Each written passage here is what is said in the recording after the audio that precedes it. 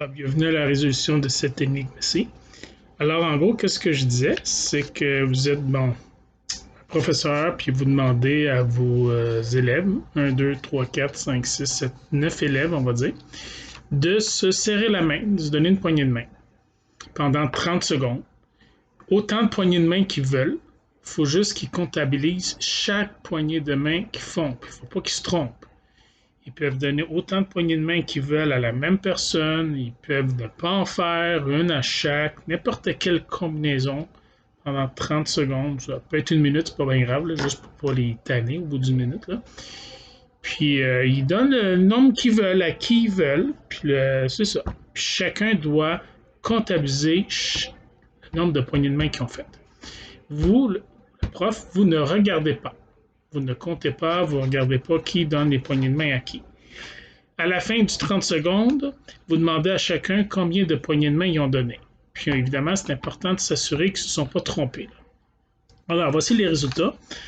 A a dit 17, B a dit 13, C 22, D 6, E 15, F 27. Fait que lui, on voit que F, il donnait une poignée de main à chaque seconde pratiquement. Là.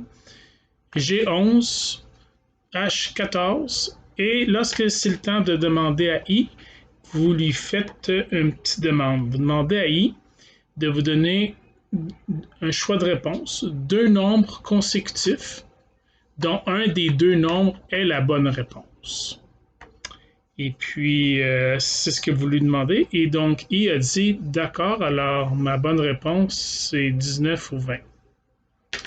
Et là, la question que je vous demande, l'énigme, c'est est-ce que c'est 19 ou 20? Puis n'oubliez pas, hein, vous n'étiez pas là, vous n'avez pas vu, vous n'avez pas su qui donnait les poignées de main à qui et combien et tout ça. Alors, comment peut-on faire pour savoir ça? La première chose qu'il faut comprendre, c'est qu'une poignée de main implique deux personnes. On ne peut pas se faire une poignée de main à soi-même, ça ne se peut pas. Donc, à la fin, la somme des poignées de main doit être absolument un nombre pair. Et c'est ça l'astuce de l'énigme. Puisque quand je donne une poignée de main, ça donne un total de 2. Parce que moi, ça me donne 1. Mon adversaire, ça lui en a donné 1. C'est sûr que moi, j'ai un nombre impair, 1. Lui, un nombre impair, 1. Mais puisqu'on s'intéresse à tous les élèves, la somme de nos poignées de main, 1 plus 1, donne 2. C'est un nombre pair.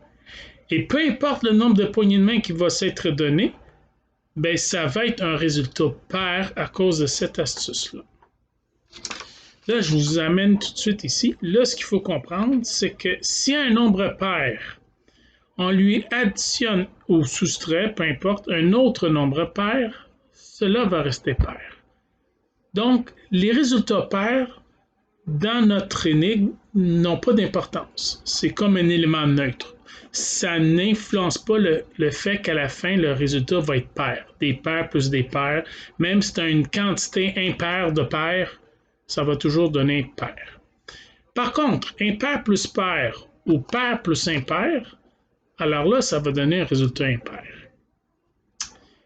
Et si on a impair plus impair, alors là, ça va donner un résultat pair également.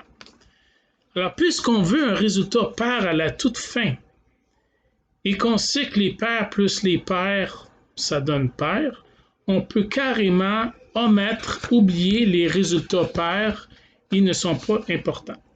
Donc, le 22, je l'enlève, le 6, je l'enlève, le 14, je l'enlève. Pourquoi? Parce que ça ne me permettra pas de résoudre l'énigme.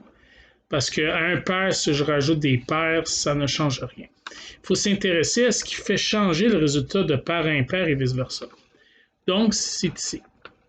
Alors, je remarque que quand j'ai un impair plus un pair, peu importe l'ordre, le résultat est impair. Mais si j'en ai deux, alors le résultat est pair.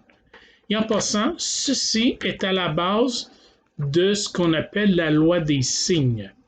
La loi des signes, lorsqu'on multiplie et l'on divise, puis qu'il y a un nombre négatif dans les nombres, pour savoir si le résultat il est pair ou impair, là c'est très simple. Il suffit juste de compter combien de signes négatifs il y a. S'il y a une quantité impaire, parce que par exemple ici, pair plus impair, hein, il y en a un impair, c'est une quantité impaire, le résultat serait négatif. Par exemple, moins 3 fois 4, c'est moins 12 parce qu'il y a un négatif. Mais si je vous dis 1, c'est-à-dire moins 1 fois moins 1 fois moins 1, il y a 3 négatifs.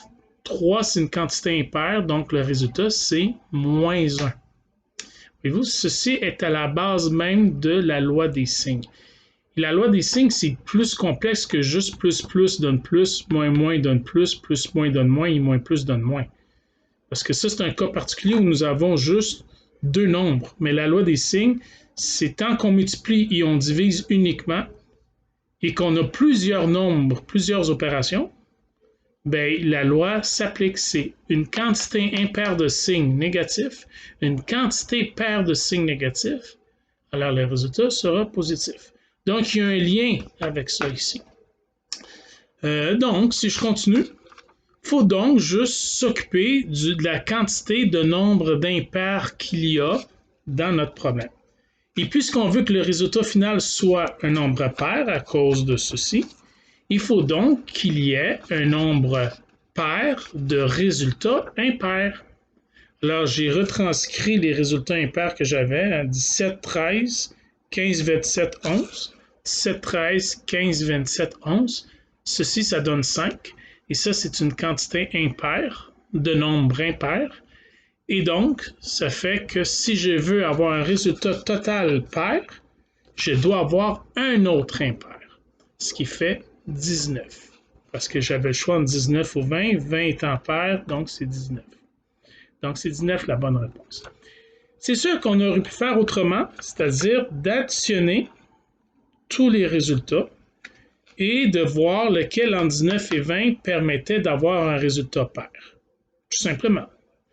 Mais l'affaire, c'est que dans ma solution, c'est un outil encore plus fort parce que je n'ai même pas besoin de connaître la somme. Voyez-vous?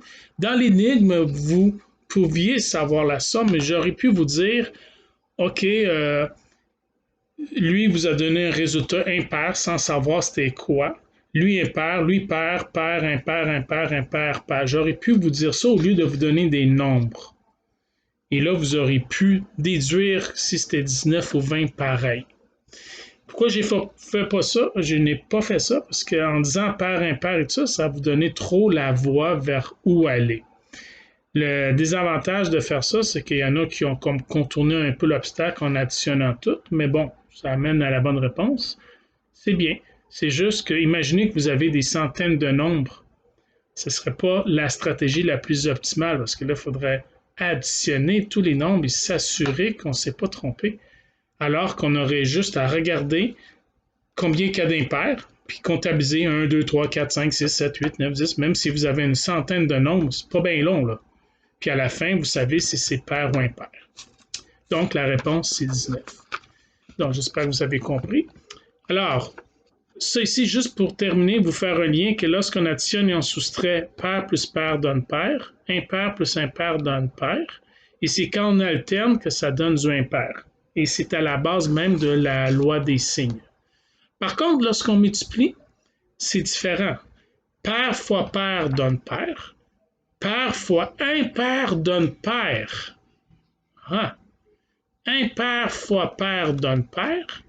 Et il n'y a que le impair fois impair qui donne impair. Voyez-vous, c'est très différent. En fait, il y a juste pair plus pair puis pair fois pair qui donne le même résultat. Quand les signes sont contraires, ben les signes, c'est pas des signes négatifs, mais quand il y en a un impair, comme ici, ça donne impair, mais ça donne pair. Et par contre, lorsqu'on avait deux impairs additionnés, ça donnait pair, mais pas lorsqu'on multiplie. Alors, je le dis parce qu'à un moment donné, dans une autre énigme, ce serait peut-être ça qui va être la clé de la solution. Alors, j'espère que vous avez apprécié, puis on se revoit pour une autre énigme.